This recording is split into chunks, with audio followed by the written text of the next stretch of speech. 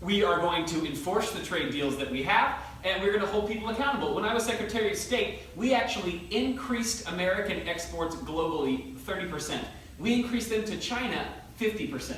So I know how to really work to get new jobs and to get exports that help to create more new jobs. But you haven't done it in 30 years, in 26 years. Well, I've been a senator, Brenda, and I've been a Secretary of State, and I have done NAFTA, a which lot. is one of the worst trade deals to ever happen to Well, the that is your manufacturing opinion. industry. That is your opinion. You go to England, you go to Ohio, Pennsylvania, you go anywhere you want, Secretary Gordon, and you will see devastation where manufacturers down 30, 40, sometimes 50%.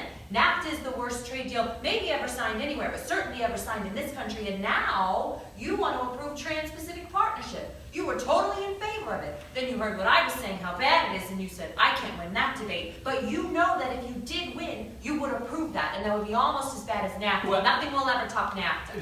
That is just not accurate. I was against it once it was finally negotiated and the terms were laid out. I wrote about that. You called it the gold standard. I wrote about. Well, you I called hope it the that, gold standard of trade. And you know what? You said it's the finest deal you've ever seen. No. Then you heard what I was saying, and all of a sudden you were against it. Well, I know you live in your own reality, Brenda, but that is not the facts. The facts are, I did say I hoped it would be a good deal, but when it was negotiated, which I was not responsible for, I concluded it wasn't. I wrote about that in my book. So is it President Obama's before fault? you even Is it President announced. Obama's fault? Look, there are different. Secretary, is it President Obama's there fault? are different, because he's pushing it. There are different views about what's good for our country, our economy, our leadership in the world. That's why we have to look at how we can get the economy going again. That's why I said new jobs with rising incomes, investments, not in more tax cuts that would add $5 trillion to the debt, but in you have no plan. Oh, I do. Secretary, in fact, you have no I have plan. written a book about it. It's called Stronger Together. You can pick it up tomorrow at a bookstore or an airport near you.